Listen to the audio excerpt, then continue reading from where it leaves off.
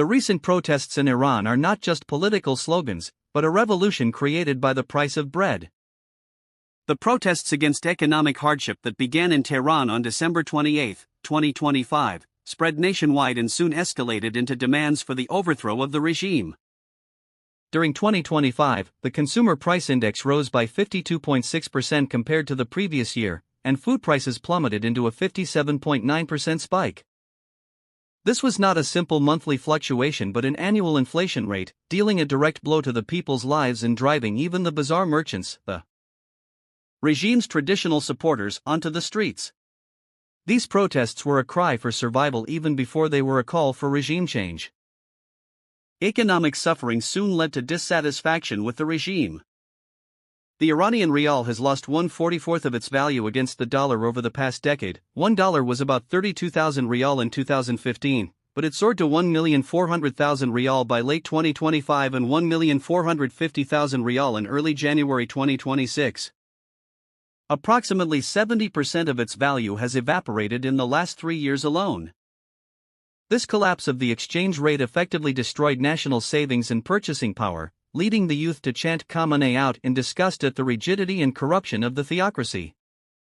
As economic crisis combined with political discontent, the protests expanded beyond seeking relief for living expenses to demanding a change in the system, turning the streets of Iran into a site of a double crisis where economy and politics explode simultaneously.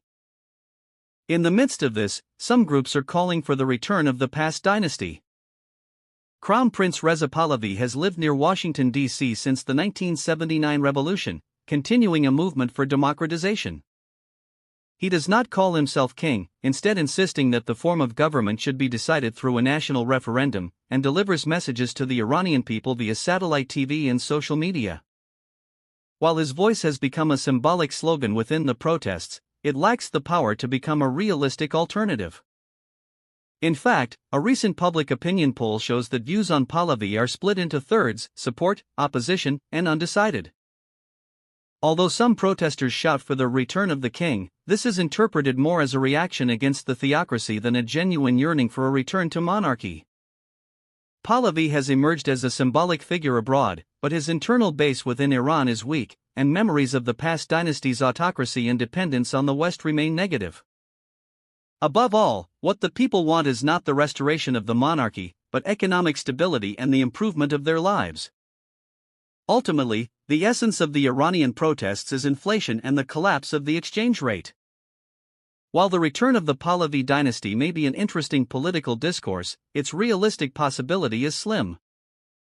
The future of Iran will be determined not by the revival of a past dynasty, but by economic recovery and international reconciliation. Regardless of who leads, Iran needs a figure with the wisdom and ability to revive a dying economy and to ease sanctions through peace with the United States. However, the outlook is pessimistic. Even if Khamenei is ousted, there is a high possibility that Iran will once again face a powerful dictator. Historically, amidst external pressure and internal chaos, Iran has tended to choose authoritarian rule over democracy.